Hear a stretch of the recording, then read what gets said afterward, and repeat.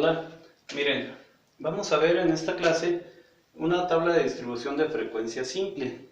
Esta tabla pues me sirve para ordenar yo un conjunto de datos, ordenarlos y comenzar su análisis. Y posteriormente pues representarlo mediante gráficas, mediante gráficas de pastel, mediante cualquier tipo de análisis que nosotros queramos hacer. Entonces, fíjense bien, yo tengo aquí por ejemplo las calificaciones, son 25 calificaciones de un grupo de biología. Y yo quiero analizar esta información. Entonces fíjense bien, lo que hacemos es construir una tablita como esta. ¿Qué significa por ejemplo aquí la X? La X significa datos.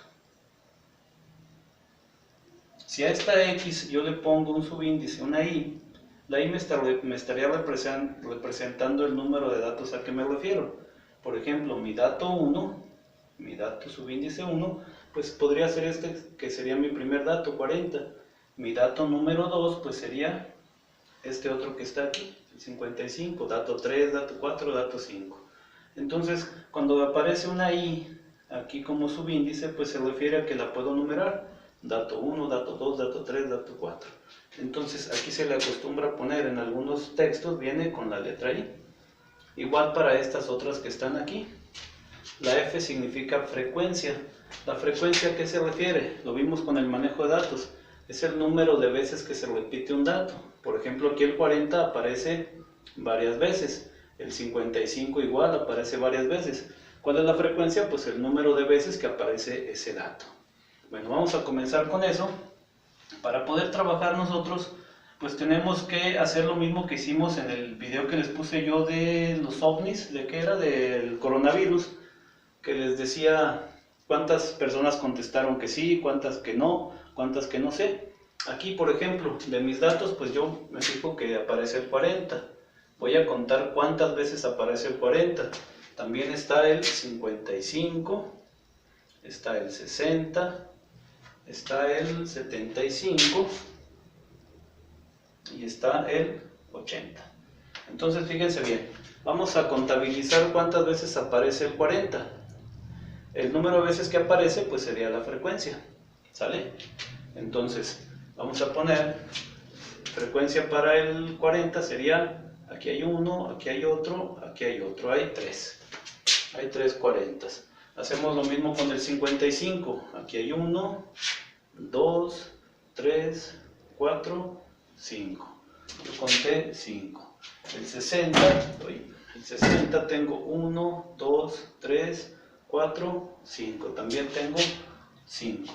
El 75 tengo, vamos a ver, 1, 2, 3, 4, 5, 6.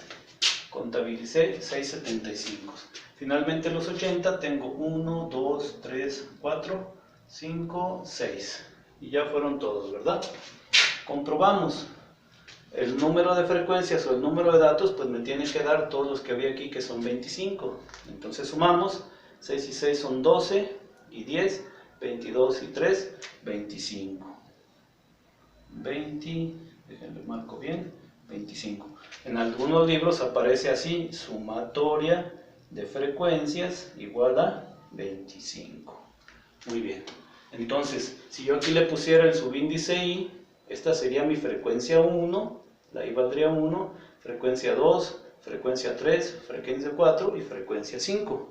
Si estamos, la frecuencia 5 se referiría a los 80, la frecuencia 4 a los 75 y así sucesivamente. Muy bien. Entonces, esto se llamó frecuencia absoluta, también se le conoce como frecuencia o frecuencia absoluta. Lo que sigue a continuación se le llama frecuencia relativa. La frecuencia relativa es nada más dividir o ver qué porcentaje, no porcentaje porque no se maneja en porcientos, sino a cuánto corresponde este 3 respecto al número total de datos. Entonces, si hiciéramos una fórmula, ¿dónde lo haré aquí? Mi frecuencia relativa, le voy a poner la I, sería igual a la frecuencia I, a la frecuencia del dato, entre el número total de datos.